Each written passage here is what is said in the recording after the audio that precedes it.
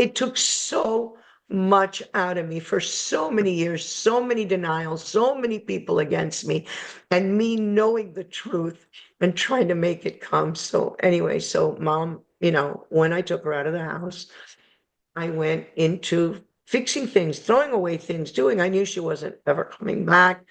And in the kitchen drawer, bottom kitchen drawer, I found most of the originals for the documents that I had paid a fortune for and spent about 9 years looking for. Mom had Oh, Rochelle, don't you start to cry. Oh my Mom, God. oh my God. wow.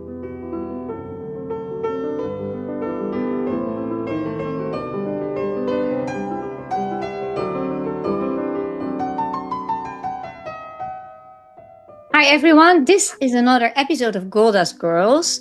And today our special guest is Genie Milgrom. And she has an amazing story to tell, so stay tuned.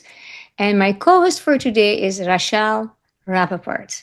So if you like our episode of today, please like or subscribe and support us in our mission to support Israel and to battle anti-Semitism and to get certain things about Judaism more known to others.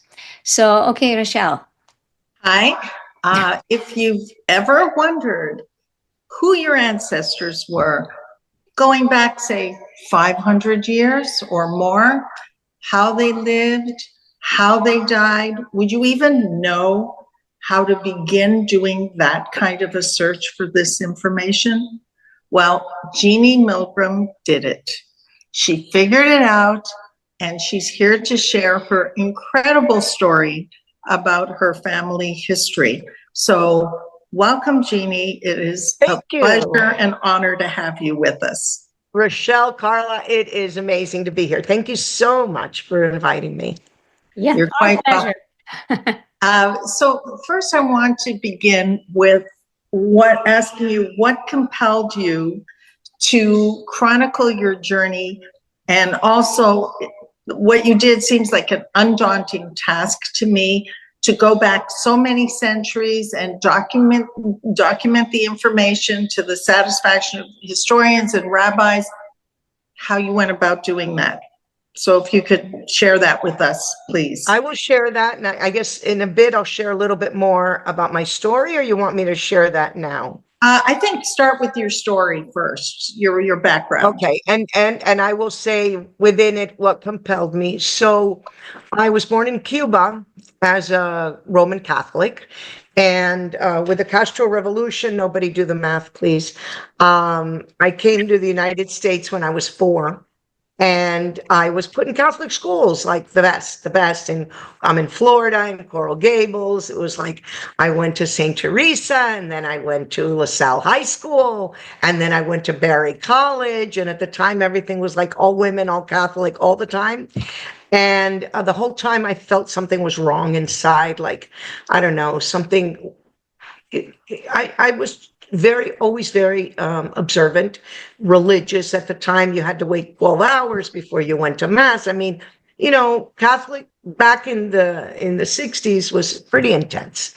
So, but something was kind of off. I wasn't really in tune with the ideology 100%. I'm not sure why, but I wasn't in tune with it, and I struggled a lot asking questions, getting the harshest of all. Ask questions, go learn how to speak and read Latin. I mean, and I did this for years, so, it was very hard. I was in a nun school, and then in another nun school, and Barry College was all nuns. So I struggled, but I continued to be a religious leader, just kind of leaving out everything but, let's say, the word God the Father, and everything else I just didn't feel right. Just something, I don't know what. By the time I got to college, I was in pre-med at Barry, and I got in touch with the professors who were teaching theology, and I started taking theology, and I learned about Judaism, and I was like, oh my God, this is it. This is what and we learned all the religions from Shinto to Buddhism and I was like, this is it. And it was in my head. But I got married super young. I was 17 because I had entered college at just barely being 15. I had skipped a lot of grades. I read a lot. I always have. And so I got married to a Cuban Catholic man, and I had two children with him. And I was super young. I think maybe I was 18, 19, and life continued.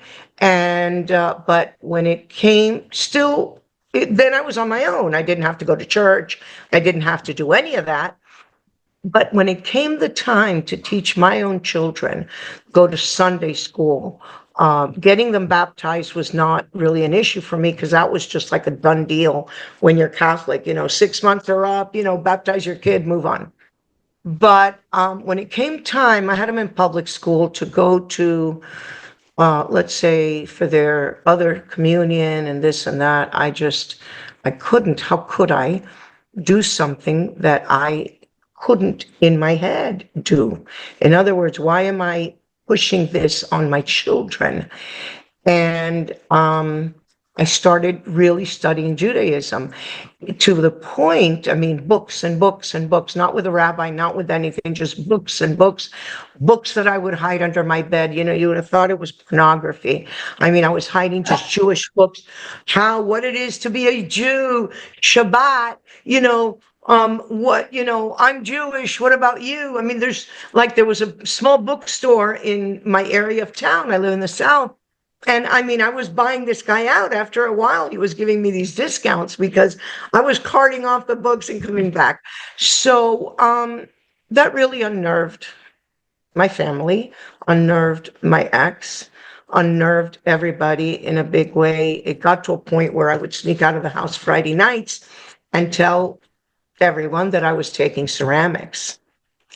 And I was going to temple. But then at some point I had to produce ceramics, right? And so then I'd go to the ceramics class and buy them from the ladies. So I would produce the ceramics at my house. I mean, people come in with those Christmas trees and those plates and those things from back in the day, all these tchotchkes that I just, carted into the house. But after a while, it got unbearable. I mean, we got divorced. I stayed with the children, and I was able to start pursuing my Judaism in a big way. I had no idea that it was anything but a spiritual or a calling of the soul, the blood. I just didn't know, and I didn't focus on that. By now, I'm in my mid-20s. So basically, I had the two kids. I'm in my mid-20s. I have always worked with my dad, so family business from the 1800s in medical supplies and pharmaceuticals. And so I was working, taking care of the kids, divorce, single mom, very difficult. And then at some point, I started going to synagogues. I was working my way through. I started in a Reconstructionist synagogue for about 2 years, until the day that at Rusty Pelican, a restaurant here in Miami, Key Biscayne, during Rosh Hashanah lunch, they serve shrimp. And I knew enough from everything I had read. I said, no. I'm making such a ruckus in the family. If I'm going to do this, I'm going to do it properly. I'm going to do it right. So I said, but I don't want to get like too hot and heavy with this. So then I went to a reform. I found it way too cliquey. Nobody talked to me for like 6 months at all. And I said, no, this isn't for me. I went to a conservative. The cliquier was even clickiest. And I said, no, I can't be in a place where nobody, however, the Reconstructionists, everybody embraced me. There was a lot of hallelujahs going on. I felt like I was back in, at the beach, with the services in high school. And finally, I lost everybody. I lost my family. I lost all of my Catholic friends. I lost everybody I had ever known, even my closest cousins, everybody.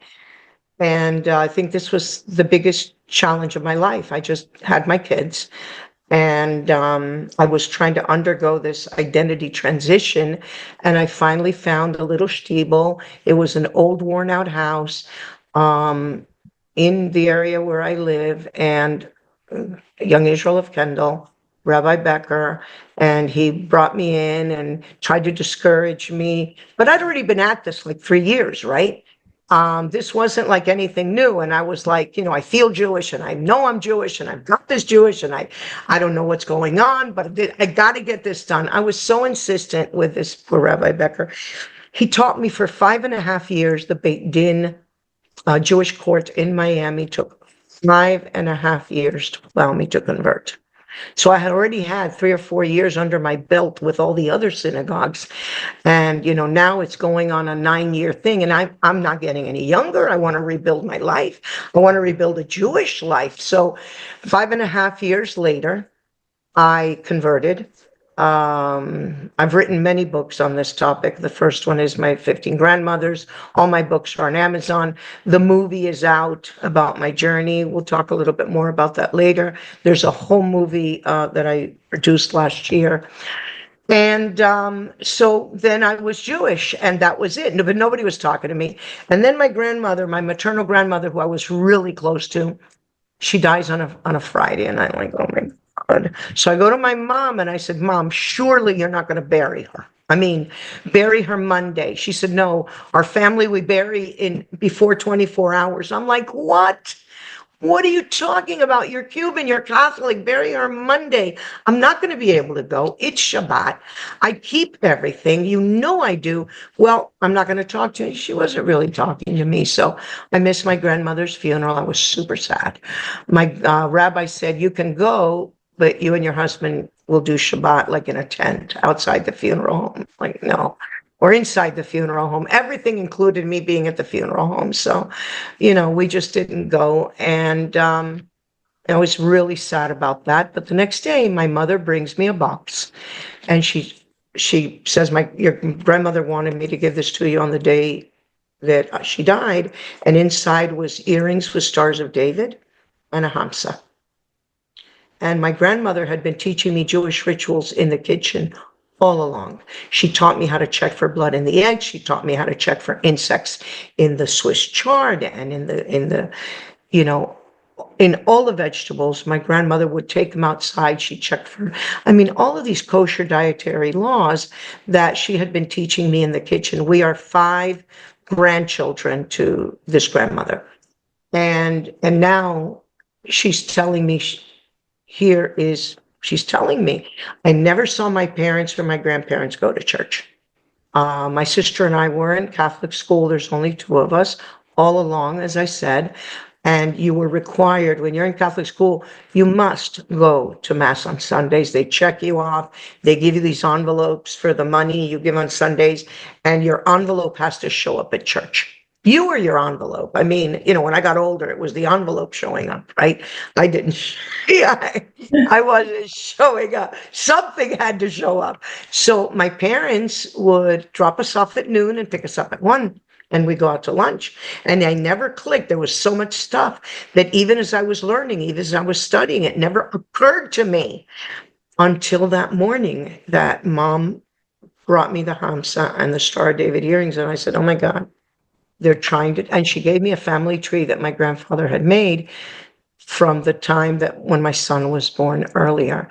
And I opened up the family tree, and he took it back to about 1725, and it didn't say anything, but showed that every marriage going back from present to 1725, everybody was a first cousin.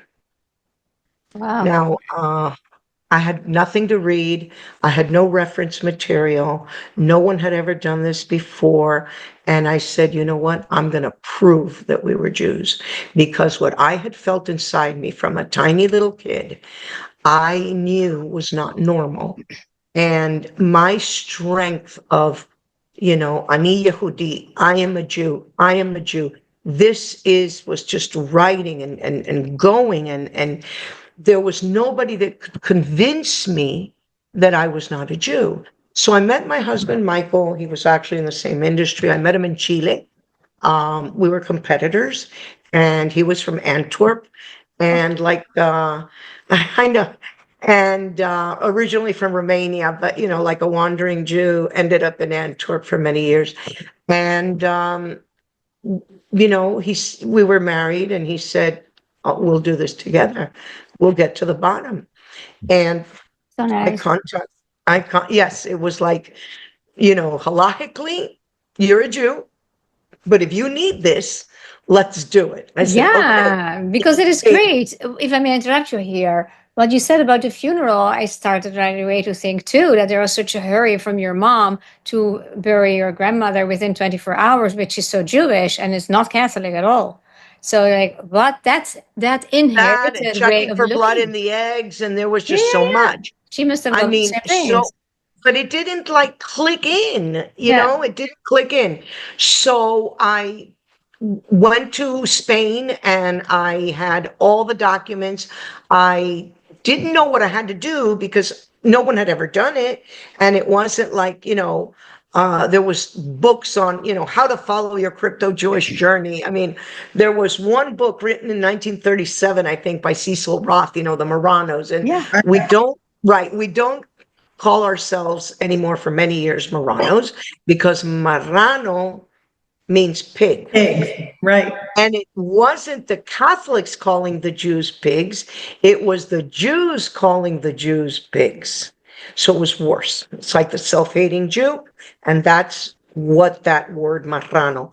So academically, when you read about descendants, they're called New Christians. In Israel, they're called B'nai Anusim, and I will use the term converso, crypto-Jew, interchangeably. So anyway, so I went and I said to this genealogist, I want you to find my maternal lineage. But I didn't want to tell him I was looking for Jews, because with the anti-Semitism in Spain being so violent, I didn't want to say. So he said, "What are you looking for?" I said, "Just maternal. Worry about the women only. I don't care about the men." And he said, "Well, are you looking for, inheritance?" I'm like, "Yeah, you betcha." Are you looking for royalty? I said, "Absolutely. I'm looking for royalty." And he was an ex-priest. And then he said to me, "You're looking for a Jewish lineage, aren't you?" I said, "Absolutely." So he started, and he went back, and he went back, and he went back, every few months. He'd need more money. He was flying here and flying there, very reasonably, I might say, but it's still hours of work. Hours and hours of digging out. And like I said, nobody had ever done it, but I had sat in front of a Beit Din for 5.5 years. I had a pretty good idea what it was going to take to prove this, right? So I said, I need every birth, death, and marriage certificate of every grandmother you find, linking her up physically with the documents to the one before her, until you find the Jew in the tree. And he said every single birth, going back. So I went back at 1545. It became very evident that there was some sort of connection, but I didn't have the proof positive. There was so much circumstantial evidence. Like there were many babies that were never baptized because they were, quote unquote, in the records, it said they were too ill to survive. Everybody survived, and they didn't get baptized. So I kind of figured it out and started looking for the clues. And it was a straight genealogical search, but I would take each generation and rip it apart and take it apart and do what I had to do. So I packed up all that stuff, and I said, "You know what? I have enough." I went to the head of the Beit Din, the Dayan in Jerusalem, and I sat there with all my papers and the grandmothers, and at that point it was 15 grandmothers. And I laid out all the papers, and he's like, "You've done an amazing job of genealogy. This is like, I'm so impressed, blah, blah, blah. Where's the Jew?" I said, "What do you mean?" He said, "Yeah, where's the Jew in the tree? I need a Jew. I need an actual Jew that was in, you have the Tuba, or you have a Brit Milah, or you have there's nothing in Spain. Everything." He said, "Then you need to go back to the Inquisition." And I came back to Miami with all my papers. I couldn't talk. And my kids were really teasing me the whole time. By now they're adults. No, so much time had passed. By now they're in their teens or adults. And they said, Mom, have you taken a look at you're going to go back there and you're going to dig and you're going to dig and you're going to find that you were Muslim. Have you seen your face? Just put on put something, put a red and white keffiyeh around Oh, your head. You look Muslim, Mom. Have you never thought? I said, no. To my kids, I said, no, I look Levantine. I look, Semitic. Could be Lebanese. Muslims could too. be, there's not a look. He said, Mom, you're going to see, you're going to regret this. So, they were teasing and teasing and teasing. And Michael said, listen, we got to go back to this village of your ancestors where they lived for 600 years, this Fermoselle, this tiny speckle. And I said, honestly, Mike, I'm afraid to go. What if I'm wrong? What if I'm wrong? There's a possibility that I could be wrong. We're going down, yes, every single cousin married a cousin. Nobody married outside. It was, a constant in genealogy. A normal tree, usually not Jewish, but they go up like this. But in genealogy, I have what's called a collapsed pedigree. At every generation, it sinks closer. So like when you do a DNA test and it's like your mirror, items appear closer than they are. So I do a DNA test and it says third cousin and it's really like the 16th cousin, right? So that's what happens to your DNA and that's what happens genetically. Anyway, so we go back to Fermoselle and I'm carrying this family tree with like 8,000 people. And they tell me that the only person that knows anything, the lady that's at the door of the church, and I'm carrying like this. And she's like, I said, are there any Jews here? Never. I'm like, oh my God. Okay, there were just Celts, there were Visigoths, there were Arabs, there were no Jews. I'm not loving what I'm hearing, right? I'm like 7,000 miles away from home in a speckle of a village where my grandparents were born. And I said, okay. And she said, but what's your family name? And I'm like reading off every Hispanic name in the book, Alvarez, Ramirez, Rodriguez, Fernandez, Garcia. And I'm flipping through hundreds of years of this, genealogy. And she said, no, and no, and no, and no. And then she said, what was the name your family was called? I said, you know what? My grandfather in that, in a yellow dog-eared paper had said on the top, real small, they called us bollicos, which in Ladino, bollico means little bread. And I said, they called us bollicos. Oh, why didn't you say so? I'll show you the synagogue tomorrow. And I'm like, lady, I've been standing in this doorstep of the church for 3 hours. And it's like this huge secret. So the next day she takes me to this house and she said, the oral tradition says that this was the synagogue. And we go up to the 3rd floor. The owner's about 85. She'd been remodeling her life there. Nothing, I see nothing. She said the rabbi used to live on the top floor, oral, nothing written. And then the synagogue was at the bottom and there was nothing. I was there for I don't know how long and there was nothing, zero, zilch. And as I was leaving, I see a garage with a little baby gate in the middle. And she said, don't go there. It's never been redone. Whoa. Oh, And feeling like the ugly American, right? I'm lifting the baby gate. No, don't go down there. As I'm going down the stairs, 7 steps into a rectangular room where she kept her hams and her oh, the wine, mikvah. and it was the mikveh. Wow. There was a spout. Where she kept her hams.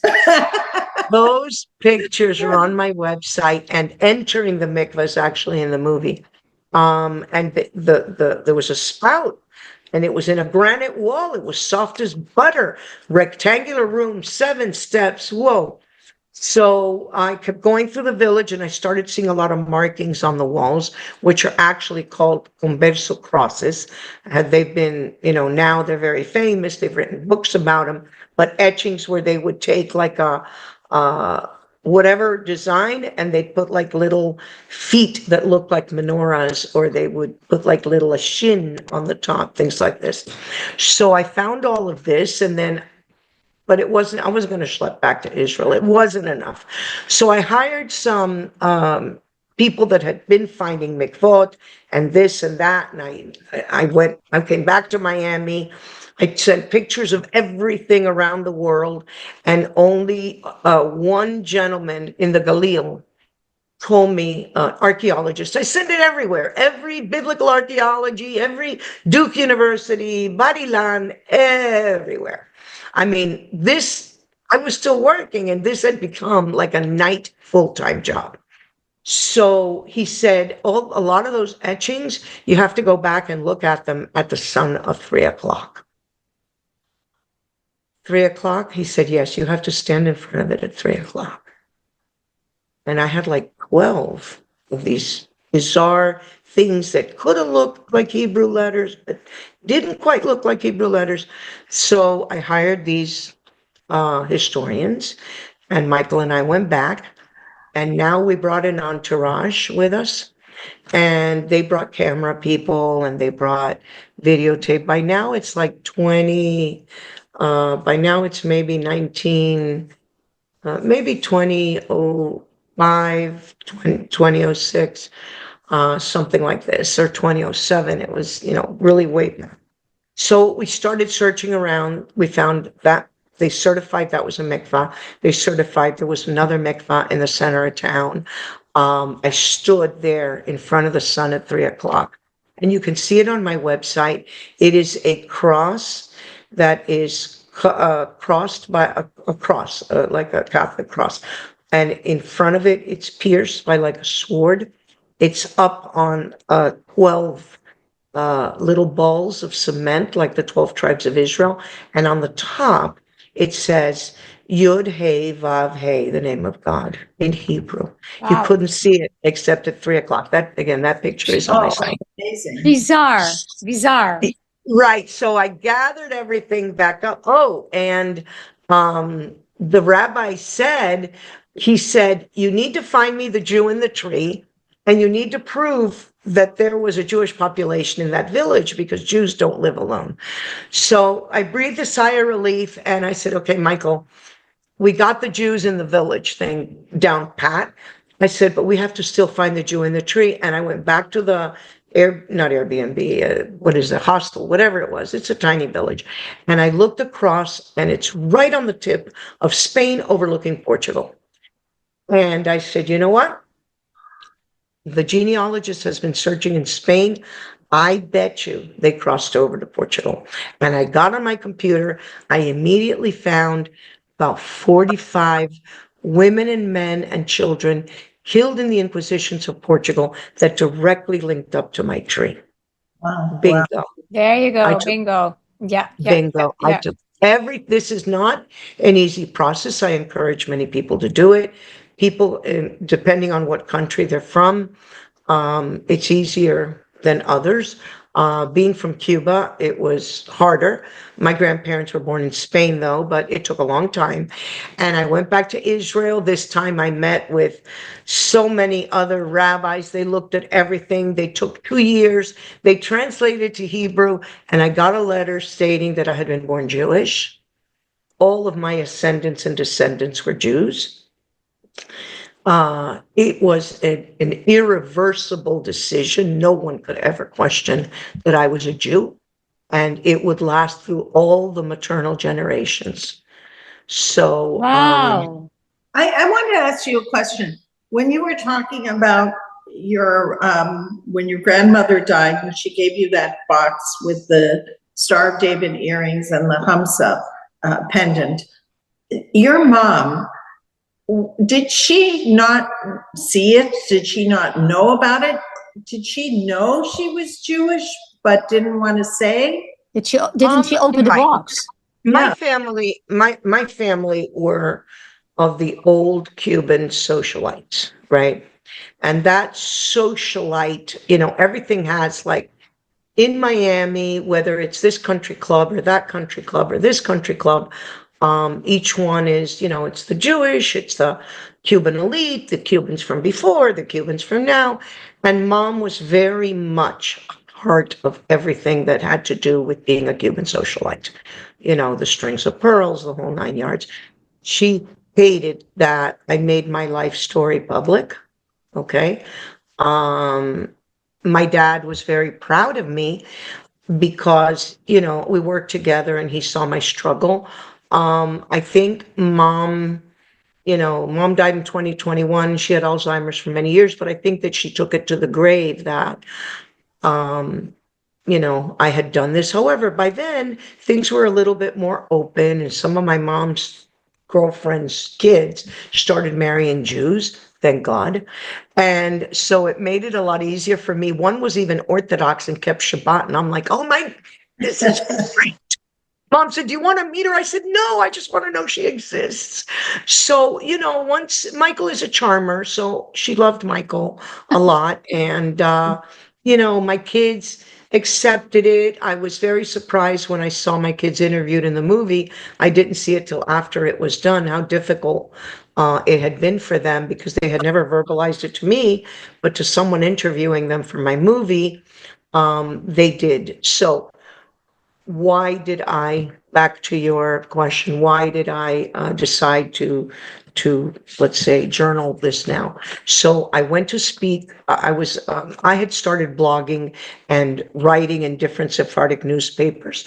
So I think it was on the 15th or 20th anniversary of the bombing of the AMIA, remember the Jewish Center in Buenos Aires? Argentina, yeah. Yes, yeah. Yeah. Okay.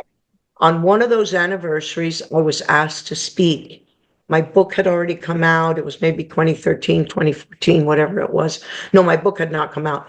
And they invited me to speak. I had already spoken at the Knesset. I had spoken at the EU Parliament in many different ways.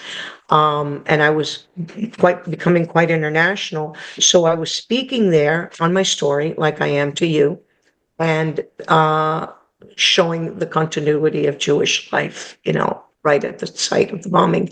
And so they told me, why haven't you written a book? And I said, I don't know. I'm working all day. I'm doing this other stuff at night. No, you stay in Buenos Aires till you write that book. What are you kidding? And so I said to Michael, you know what? They're right. So we had a very large like room in a hotel in Florida Street in Buenos Aires. And I said to Michael, I'm going to cancel the flight and I'm going to sit here till I write this book, My 15 Grandmothers. And I did. So it was kind of like the head of Sefarad, which is a huge online, he said, you sit there and you write this book. And I did.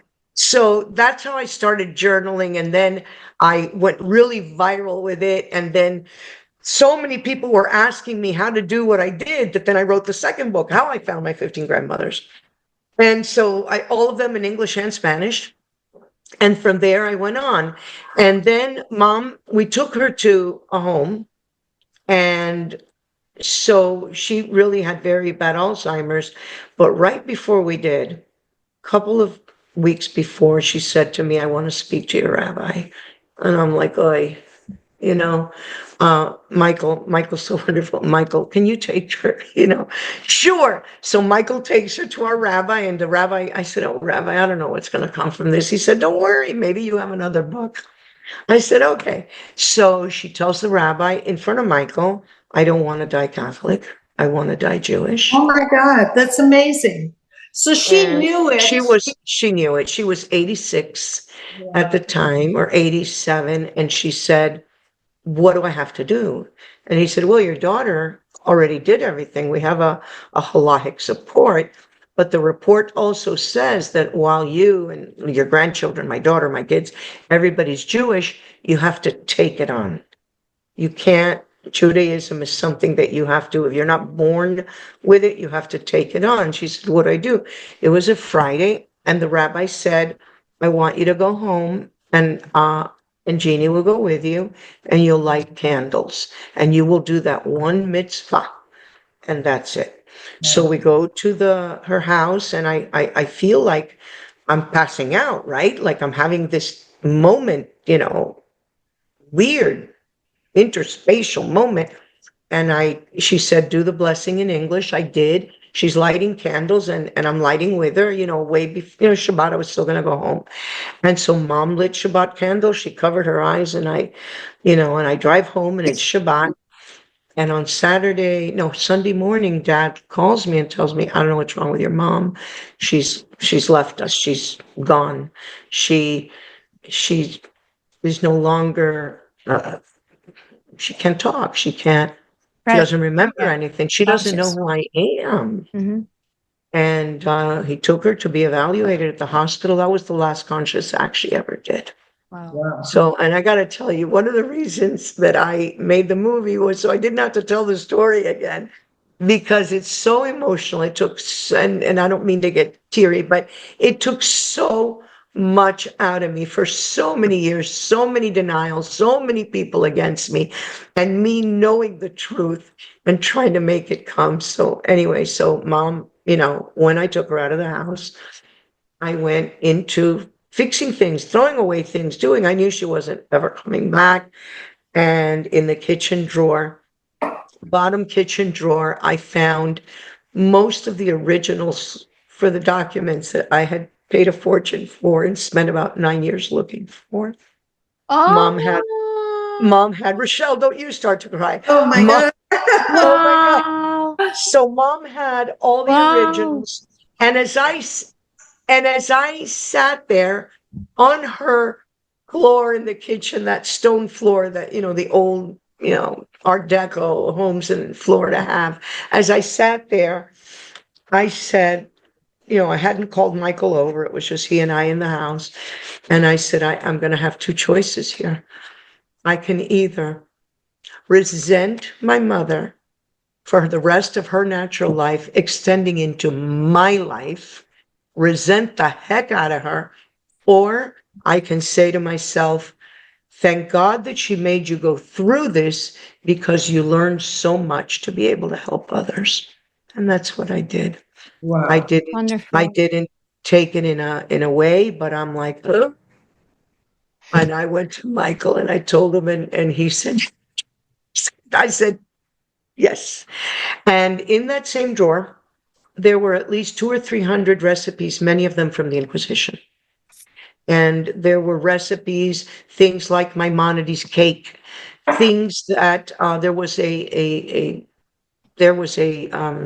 like a French toast that you fry, and it's made like a pork chop. Actually, I don't know if you all know Jamie Geller, the cook. Yeah. Okay, so Jamie did a show called Pork Chop that you can find on the internet, where in Israel, we made the pork chop together, and I've, done a couple of shows with Jamie. I've also done it with Naomi Nachman. I mean, so, it's a really interesting culinary thing where it's shaped. So what they used to do is that they would be eating this pork chop, looks just like a pork chop. You mold it like you're playing with Play-Doh, you bread it, you put a little stick in the back, looks like a pork chop. And then they used to throw pork in the fire back in the 1500s so that the whole neighborhood would think you were eating pork. And if somebody came upon you, your pork chop, right. So then I got all of these recipes from the Inquisition. I wrote up another book. Everyone I sent it out.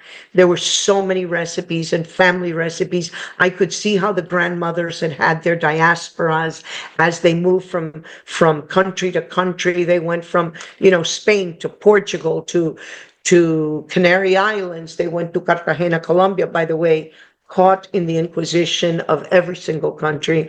They were caught in the Inquisitions of everywhere, Cartagena, everything. Then they moved to Cuba and Costa Rica. So I took all of this manuscript to Israel, and it was published in Israel. Wow. And it's called the Recipes of My 15 Grandmothers. Oh, beautiful. And it comes, That's I have all the crazy. little papers. And I have to tell you that after, okay, fine, I have never really been done. People were saying, you're done. I said, no. My feelings were so strong. My neshama was so tied up into my identity that I thought that it had to come from dad too. long story short, it goes across the 28 lines going up to my great-grandparents. Every single one of my 28 lines goes back to crypto Jews. Wow. So it's from diverse directions. Do you have any idea why your mother, knowing that you were so into it, that she was holding back all that information? Society. Society, yeah. Society. She But was that's a lot of fear too, because thinking if maybe genetic fear. I personally have done some studies in Israel with people with genetic fear. yeah, I've done studies with about 400 people, and we all share a lot of the burning, yeah. strangling, these kind of fears. I work with that as a therapist too, with the inherited fears and the collective fears, and also the deep desire of Jews to finally belong and not to be an outcast and not to be attacked, and that it goes that far that you sacrifice your identity. And you're so powerful going the other directions, like such a lighting example for so many people. So powerful. Wow. Thank you. It Amazing. wasn't easy. No, I can see that. You It's said still not easy. no, but it's very gratifying, I think. In the beginning, you said that when you came clear about that and you started to speak about it, that your entire family turned their backs. Has that changed? Did some people get over it? Sure. So And my why were they parents, so terrible against it? And I think specifically your children. How are your children today versus like how they were in the beginning of your search? They never left so home. at the beginning, it was all like mechanical, like they couldn't eat. I mean, something as silly, my granddaughter, my daughter must have been 4 or 5, but she couldn't eat Pop-Tarts because they contain non-kosher gelatin. So, my daughter used to go to people's houses and beg for Pop-Tarts. I mean, it was very difficult food-wise. I had not for years cooked shellfish or cooked pork or eaten ham, but the whole kosher thing is more, being kosher is more than about the food. It's about what's going on in the house. It's about, but anyway, nowadays my son is 51 and he had a daughter and his daughter. So now obviously my son is Jewish, but the daughter isn't, by, traditional. But when she was old enough, they live in Washington, he put her at the JCC school. And she was at the JCC school till she was 6. And then she was telling them, you can't eat bread on Passover. You can't. And I said to him, look, I love you dearly. I think what a tribute. She's learned how to light a menorah. I think it's amazing. But what you're doing is not sustainable. And this is not the religion of you and your wife. You don't practice this. I suggest a secular school, because otherwise, you're really going to mix this kid up like I was. As far as my daughter has a 4-year-old girl now. So the whole future of everything to me, her name is Lola, sits on Lola's shoulder. Nicole will, and when she's interviewed for the movie, will say she was brought up in both religions, a very strict Catholic one and a very strict Orthodox one, and she feels that she is Catholic. And I don't know what the future brings with Lola. I made the movie because of that. I thought my books weren't enough. My family knows this history like the back of their hands. Not only do I email them, I make flash drives with the family trees. I send it to everybody. I make albums. I make videos. There can't be more documentation in case somebody wants to pick up these strings in the future. Because when the rabbi in Israel gave me the paper, he said to me, I'm buying you 2 generations with this document. If you can't solve this mess in your family in 2 generations, your great-grandkids are going to come into your closet, and at the request of their parents, they're going to throw everything away. Yeah. And your So- siblings, Jeannie, So my sister was never super religious. She's one of these that prays to the universe, and the universe is good and everything. She doesn't, want to have anything to do with it. She's older than me. And that's when I realized, and my other cousins are super Catholic and one's agnostic. So that's when I realized that this is not the rabbis insist on the maternal, that's fine. I mean, you gotta make a rule, right? But this is not about that. This is about the soul. This is about my soul screaming inside this body, inside the way I was born. Historically, my soul felt that this was the right time to come out with this, but that doesn't affect anybody else, right? It's just me. Yeah, yeah. Wow. Journey. Yeah, can be pretty lonely too, but a lot of other gratification, right? Well, everybody came back, all my Cuban friends, they just think it's fascinating. Yeah. And when I made my movie, I put in all my Jewish friends, I put in all my Catholic friends, I put everybody in there. When you see the Shabbat tables or the brunches or everything, it's full. Michael and I have a very heavy duty Jewish group that we celebrate. Everybody's coming over for Shavuot. And then we have a heavy duty Catholic group that we go swimming with, and we do. So, it's a very well-rounded life that we have, incorporating the past and the present. Yeah, yeah, yeah. Yeah. By your actions, you're honoring so much your family. I was thinking about what you said about your son's daughter doing those things. But I see often that it can skip a generation, right? That indeed the Jewish man doesn't marry a Jewish woman, but their kids, and they don't do much, but some seeds planted in childhood can make them awake and to convert themselves later. And I've seen that, and that really happens too. So I see there's still some possibilities that things can change, and I strongly believe that what you get in your childhood, that in a positive, nice way, that can help later too. And you were really like feeling it so only totally inside of you without any other evidence, and then your mother kept it all like this. It's like so miraculously different. Yeah. Interesting. Well, I have to thank her for not burning all that stuff, Oh, right? yes. Yeah. I mean, I am very grateful because it just, let's say I found everything, right? But wow, to just have that exponential quantification is just amazing to me, right? And then when the rabbi told me that, you have to solve this, we were on the plane home from Israel, and we go Israel very often. Michael, his whole family lives there. He has 22 grandchildren and 3 children. Everybody lives in Israel. And so when his mother got sick a few years ago, it was during COVID, and we were going every 6 weeks, back and forth, back and forth. So Israel has always, they debuted my movie.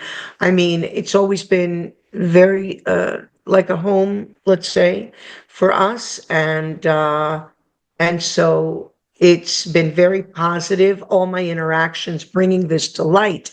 So when we were coming home from Israel, I said to Michael, my family's not coming back anytime soon. I said, I'm going to do this work for others. And that's when I began working.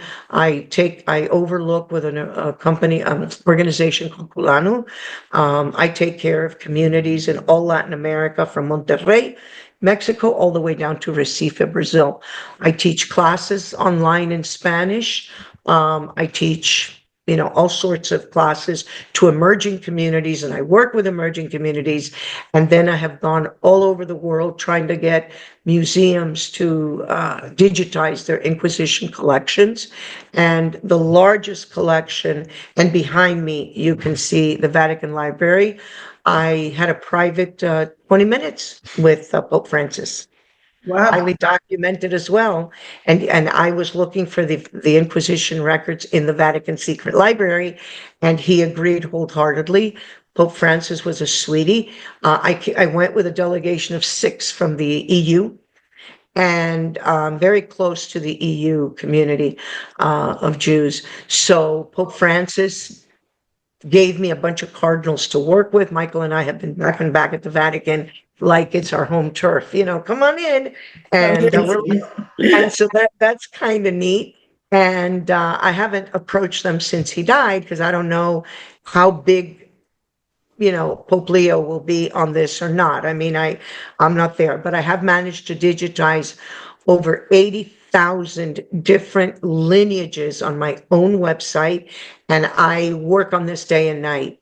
And I am hoping to be able to, in Israel and in Mexico and in centers of Jewish documentation. Romania is very interested, also Czechoslovakia is very interested, so that when people come into their museums, they can hook up to my website and start searching for their lineages on my own site. I don't have a corporation. I do this on my own.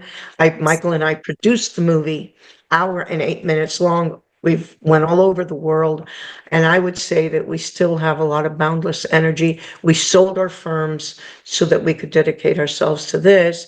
The firms paid, this doesn't, but this is what we're doing now, Wow, documenting. that is so incredible. And actually, also because I'm from Europe, probably, and know a lot of the history in general.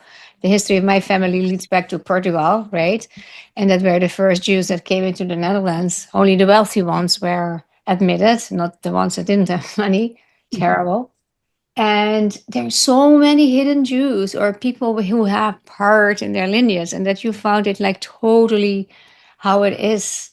You must probably meet many people that say, "Well, I think in my story too," or I have some. Is that true? Many people come to I you. answer between 400 and 600 emails a month. And it got stronger after October 7th. I thought, actually, on October 8th, I said to Michael, whew, I think that, I'm going to have a break a little bit. And oh my gosh, when I opened my email, it was exponential with people that had been sitting on the fence. And all of a sudden they said, if I don't do it now, I'll never do it. And how can I do it? Tell me what to do. Tell me how to find it. Tell me which way do I go? Who do I contact? People from all over the world, nobody from the United States, but all over the world, mostly Latin America, but a lot of Philippines. I have visited and documented most places. Like last year we were in Goa, India, where the Portuguese Inquisition took place. And you could still see the funeral pyre where they would just put the Jews, with their hands behind their back and burn them in Goa, India. And you can still see Inquisition cells in the streets in Portugal, in some places. So I document and document and document. And, I'm a little frustrated that there's nobody behind me, because I'm not getting any younger, which is the reason I made the movie. And I wish that people would, wake up and document more. Yeah, I can imagine because it's incredible. And I know that you have done much more than you just mentioned, and it is so much. And also, I don't play well in the sandbox. I'm used to leading and being a leader. So when I've tried to get interns and I have been offered internship, people have given me money for internships. Like I said, I don't do well in the sandbox. I, prefer to just do it than to check somebody else's work, because I would never let it pass without a revision. So I do it myself. Yeah. Are there any changes from the focus of your work? What you started with initially, well, not initially, but because it's Right. years. Have something changed in terms of what your focus is now as opposed to what it used to be? So before October 7th, I was actively involved in trying to get Israel to accept the anusim back, working with the Knesset, working with the Ministry of Diaspora and all. So I was, I got caught up a little bit in that. Even if when everything goes back to, let's say a normal state of affairs, I don't think that I will do that anymore, because that's a tree that somebody else is going to have to bark up. It's very difficult. Israel doesn't budge, it's not a priority for the Anusim. They did let in the B'nai Menashe and the Kaifeng and the this and the that, but this B'nai Anusim is so difficult to prove. So I'm stepped away from completely, and documenting it on this massive website. That I'm constantly, it started in Israel. I just switched it to the States. I'm working right now on the AI component. I work with AI all day, every day. It just has become the way to get my website up faster. And there's never an end to it, because right now, 2 hours before I got on with you guys, I was sitting in this chair at 5:34 a.m., putting into my website the whole Spanish Portuguese cemetery of London from 1665 to 1800. So I'm trying to get people to be able to piece their tree from place to place to place. That's my focus. Wow. That's amazing. Do you have some information about the Netherlands regarding this that you think Oh, that is not yes, published I have in the regular books? Of course, actually, I went to the Netherlands, and in Amsterdam, I spent a long time. I was at a time. Then I was at the Rosentalia Italian, collection. yeah. Yeah, I sat in there, and I harass people until they give me what I need. Um, I'm not leaving. And then I was at the Central Archives, which had become like the back of my hand over there. So I bought a lot of these books. Now I can just feed through AI. I can feed it and review the Excels. So my website works with hundreds of Excels, and it's reading across all of them. So yes, I have up there all the Sephardic marriages for about 250 years in the Netherlands up on my website. And I just have the circumcision registers, I believe. I have Barbados, so people can make their way down. So that's interesting because there were thousands of people Jews from Portugal entering like after 1492, right, in the 1600s. And just before that, they officially say, not everywhere the same thing, but on the internet, for instance, that before the Second World War, there were like 4,500 Portuguese Jews. And I say, I don't think that. I think there were many more. Yeah. And there were also more mixtures than they want to say, knowing that only from my own friends already, that they have mixed inheritance, like parents, grandparents that were Sephardic and Ashkenazic, and that they married and blended. That was What's rare your in the early days. The such Sephardians, as so yeah, early days, but early uh, days such as 1800, you mean? no, 1596 through 1690, something like that. Yeah, exactly. Yeah. Afterwards, yes, but those early 100 and so Yes. years, Yeah. the Portuguese stuck with the Portuguese. Yes. It started in 1596 was the first one over Yeah. there. Yeah. So yes, I have that. I have London. I mean, it's a massive job but I did manage with my heritage in Israel. They gave me the funding to run around trying to digitize all of the Inquisition records. And during COVID, we digitized every single Inquisition record at the Lisbon archives. And those are up on the sites. So people, to find your lineage, you have to go into the Inquisition records. Yeah. So those are already up. In Mexico, I got those up, not via my heritage, but I literally harassed the director, and I sicked the whole Jewish Federation community on this guy like 3 times until he caved in and he digitized it himself. I've got Peru, Colombia, it's up on my website. So I'm just missing Spain, and that, forget it. Oh, Spain is huge. Amazing, amazing, amazing. Yeah. Yeah. So if you had to start from scratch now, would you do anything differently than what you did before? I think I would skip a lot of the detours that I went on whilst I was looking for my own niche of expertise. I may have skipped the amount of energy that I was putting into Israel accepting the banana scene. I could have still been a spokesperson. I could have gone and, met with the ambassador, whoever they wanted me to meet with. I could speak to them, but literally being at the front and trying to, first of all, say what they want, but at those echelons in Israel, it's still very male dominated.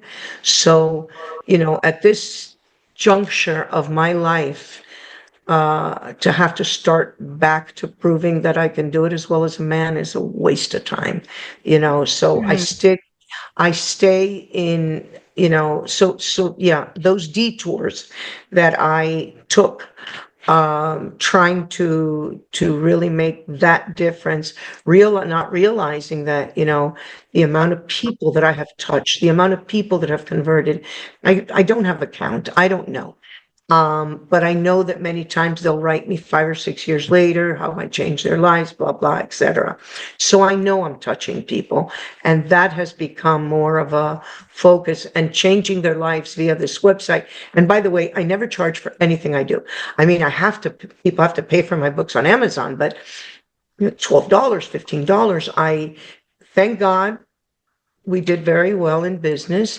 And thank God that this is mitzvah all the way. Period. The end. Fantastic. Wow. And that's because I can, not because, I thank God I can. Yeah. So, I don't charge anybody for anything. People contact me. They come in on my phone. I don't know how they get my house phone, but they come in and they write. Oh boy. Doing extensive research, obviously. Yeah. I like to disconnect. It's like disconnect. Yeah. So. Yeah. Wow, fantastic. So inspirational. It's so, if we could unravel most of the history, all these hidden stories, all the secrecy, and what personally bothers me is that most people are not familiar with the intense suffering of Jews in Europe, with all the burned at stakes, and in France, amazing what happened there. Nobody knows. If you have the Guide de Michelin, if you're traveling, then you see the stories, how many in every year, how many Jews burned at the stake in 1100, 1200,000. It's like, it's crazy. And now and then somebody like you pops up, but I don't think you have an identical twin here. You are so far in it and you have discovered so much. But it's crazy how many hidden stories there are. And I have seen it more times that people say, I feel I'm Jewish and I don't know why, but it is somewhere, and they can Everybody start comes to me search. that way. That is the first line of every email I get. I don't know why I feel Jewish. And I can tell you, that's how I started my story to you. Yeah. Here's a little 6-year-old in a little, Catholic girl uniform with a little beanie. I don't know why I feel Jewish. I don't know. I can't explain it. I didn't even know to call it Jewish. And they're all over. That doesn't mean that they'll, fall off the cliff like I did and go gung-ho with it. But as long as people can be proud that at one time they had a Jewish ancestor, then they can be friends of Israel. They can be friends of the Jews. And that's all that I am trying is for, combat a lot of the anti-Semitism in Latin America. Yeah. By making people understand that, to be friends of the Jews. Yeah. There's another thing that I was reminded of many years ago. I was reading something somewhere about a Hungarian guy who's probably like in his 30s or something, that was in a political organization that was very anti-Semitic. They were like neo-Nazis. Yeah, they were. And this was, it wasn't that many years ago. So, I mean, it was not Holocaust times. Like 10, 12 years ago. I know the story, yeah. And so he was like, I don't remember his name, but he was really kind of high up there in this. He was a leader. Yeah. Yeah. And he had a grandmother who was a Holocaust survivor, but he didn't know. He thought he was, Hungarian. He didn't know he was Jewish. Didn't know the story of the grandmother till one day she has her sleeve, her long sleeve bears her arm, and he sees her number of concentration camp, and he realizes, and then he had a total change of heart because he realizes what she went through, that she was Jewish, that he was Jewish. And so it makes me think also of the fact that there are quite a number of people who are really Jews, don't know they're Jewish, happen to be anti-Semitic on top of everything. And then if they only knew, then maybe they would have a change of heart, if they only knew what their background was. And we just did an interview with Rabbi Barbara Aiello, the first female rabbi in Italy. She's a good friend of mine. Oh, Yeah, amazing. And we sit on a couple of boards together. Yeah. Such a great woman. She's wonderful. So then you know the story, how she discovered all these people who think they're Catholic in Calabria in southern Italy. Correct. And they were actually Jews. And some of them are converting back, to Judaism. Yeah. But I think, and then again, there were some that she said they didn't want to hear about it. They didn't like it. One of them, she said, well, I never liked Jews, or we never liked Jews. And she didn't even want to know about it. So I think that if more people were aware of the possibility, it could decrease anti-Semitism. I agree. That's one of the reasons. But this epigenetic memory, this DNA memory, I was able to prove in this study that I did how strong, the memory, the fear factor is real. And it's come down for many, many generations. Yeah. Yeah, absolutely. It is so inherited, and it transforms also in neuroticism and fearful thinking. Okay, I think we are really at the end of our conversation, and it's time now for our or whatever, how we call it today, Jew hater or Jew haters of the week. So Rachel, would you mind to give our first example? Okay, well, there's a lot to choose from, unfortunately. I would say the BBC and Wikipedia. Wikipedia is changing information about Israel. And so people who are not that aware, not that knowledgeable, going onto Wikipedia to learn things about Israel and the whole the information is completely wrong and things are absent. So I think that's an important one. And the BBC, which is so anti-Israel and so anti-Semitic.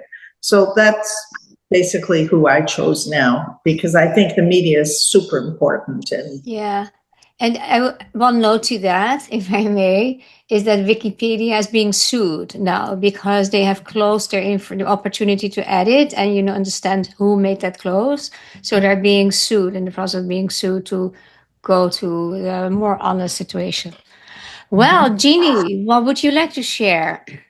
Well, I really thought a lot about this question, because it used to be in the past that you would be able to pick one person, and that person was anti-Semitic. But this has changed so dramatic. Nowadays they hide behind masks, they hide behind group of people, hide behind huge, like at the college campuses. So I would have to say that it is different groups. One is the far right extremists. Together, this is like together, the far left activists who deny, Jewish identity, and then all of these radicalized ideological groups. But what is worse is the online platforms and their algorithms that allow for all of this bias and all of this hatred to put forth, because the people that are making the algorithms are anti-Semitic themselves. So the danger, I think, is that anti-Semitism is no longer coming from fringe groups. It's coming from these radicalized, globalized platforms. And I think that is one of the most dangerous things going on right now with anti-Semitism. Yeah, I so agree with that. And so I chose a little bit in the same category, and it's impossible to stay with one, unfortunately. I watched how Yuval Raphael, the Israeli girl that will be the singer in the Eurovision Festival, Song Festival, how she was met with a huge crowd, that several of them made the sign to kill her, and not much was done about it. So it's a combination of people there that demonstrating and express Jew hatred, and the people that should protect her or that should stood up for that are also not very active. So it is two sides of the same sword. And the poor girl. And I find that hate, if you are concerned about what happens in Gaza, that has nothing to do with it anymore at all. And the joy, almost the gleefulness and the joy that a lot of people have all over the world, you can see it in so many social media situations, is like believe everything Hamas says, even the figures. The figures of Hamas are like totally BS, but they're taken everywhere as serious facts, and it's horrible. It's horrible. Anyway, time for a better thing. And Michelle, you go first again. Who is your hero? Well, I Or would heroine or group of heroes? all of the above. I picked Idan Alexander, who was just released from Hamas, and Yuval, I can't remember her last name, the young girl that you just mentioned that was in the Eurovision. What's Yuval's last name? Raphael. Raphael. So she was survived the massacre by lying still underneath a dead body for 8 hours. And she is a talented, lovely singer, amazing. And that you can come out of a situation like that and be able to perform so beautifully, I think is amazing. And when Idan Alexander, who was chained and beaten and tortured, comes home and just, with that smile, I just think it's amazing.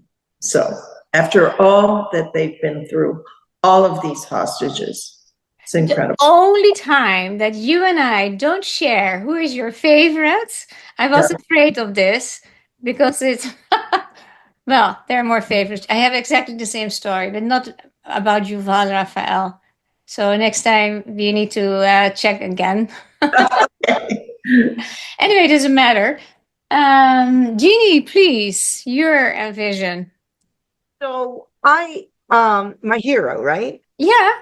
Yes. So I have a hero that if you're outside of Europe, you may not have heard of her, but her name is Nahama Tawil. Nahama Tawil is a young woman. She and her husband started the European Jewish Community Center, and they stand firm against anti-Semitism every single day of their lives. They don't care who, what, when, or where. She's a tiny, adorable little young woman who stands and speaks to whoever it is. She's the one that is responsible for doing Euro Hanukkah. And what is most impressive to me about Nahama is that she's not just doing it like every community does for the children, she does all that. I mean, I'm not taking away. She's got the children, she's got the adults, she's got classes, she's got. But she does it for the diplomats. She brings these diplomats that are other religions. It doesn't matter. She brings them into her house. She invites them for Shabbat. She invites them to be front and center at all of these Jewish things. You've got the Muslims and this and that. And I think that Nahama single-handedly does more with her grassroots approach than anyone I have ever met. What she's doing in Europe is just amazing. She's my hero. I admire her, and it goes far. It goes far. That's such a great story. Well, in the meantime, thank God I had more memories. I found it's a group of heroes and heroines, I would like to say. 2 weeks ago, I was in Berlin, in the place Brandenburg that separated East and West Berlin in the past. I am raised not to go to Germany for vacation. That was like understandable for quite some years. And so for the second time in my life, I was in Berlin. And I suddenly heard some sounds that sounded like an animal kind of cries. It was very weird, like a flute in the desert. I couldn't identify it really from a distance, and I walked to past Brandenburg, and there was a demonstration, and it was in German, and I speak German, but it was a demonstration support for Israel, and there was a guy playing on a shofar, and he played the Kol Nidre of Max Bruch for shofar, and that is normally for cello and orchestra, but he played the version on shofar with a pianist, and it was so well done. I've never heard anybody on a shofar playing like this, that you can really play a whole, and it was not always so in tune, but it had the not the whining, it had a sad sound to it. It was very deep and heartfelt, and I was so surprised, and I walked around, and they were very protective. And there were maybe 250 people, and I started to think like, oh, that's really nice. There are German people supporting Israel, and many of them had a flag around them and the Star of David. And it was a very strange atmosphere.